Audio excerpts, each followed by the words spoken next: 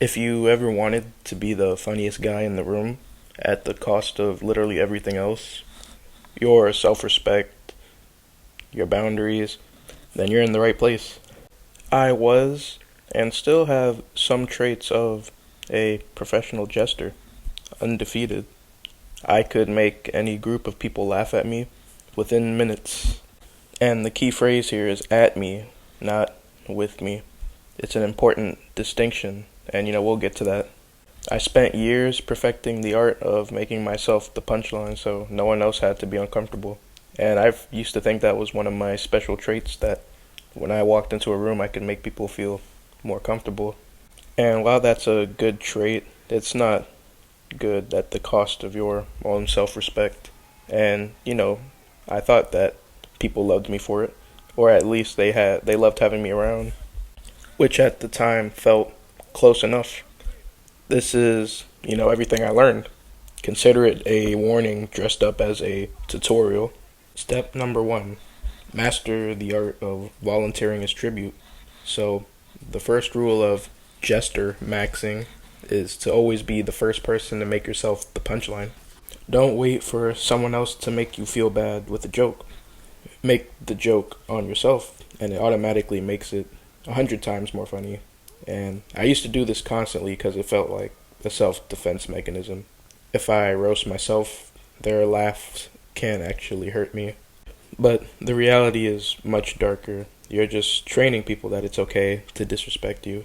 You're setting the bar for your own treatment at floor level, and then you're wondering why everybody's walking all over you. And when the time comes for you to fight back, no one even bats an eye. And they look at you crazy because they don't understand what this change in behavior is. So, yeah, that brings me to number 2. Confuse attention for respect. When everyone in the room is laughing, it feels like love. And this is the core delusion of being the jester. You think you're the center of the world because you're holding the floor. But they aren't laughing with you. They're laughing at a character you created because you were too scared to show them who you really are. And the funny thing is that you don't even really tell jokes. The joke is you.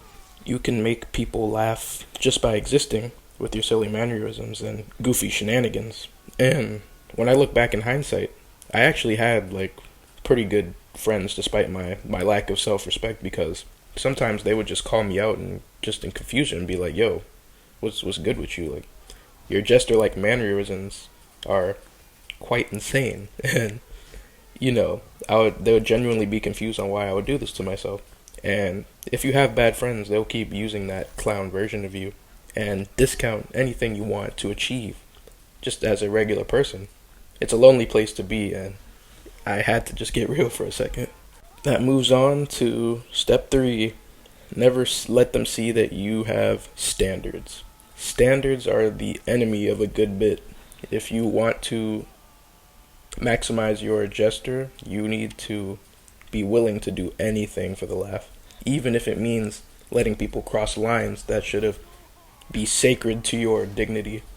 I've spent lots of years letting myself get mocked to the point where anything I actually took serious wasn't respected, so I would just stay silent to keep the chill vibe going. If you don't respect yourself, others will get comfortable following in that choice of yours. Never let them see that you have real ambitions or dreams to keep the show going on. And last, but most certainly not least, is number 4. Mistake the laughs for friendship. Believe that if they are laughing, they are your friends.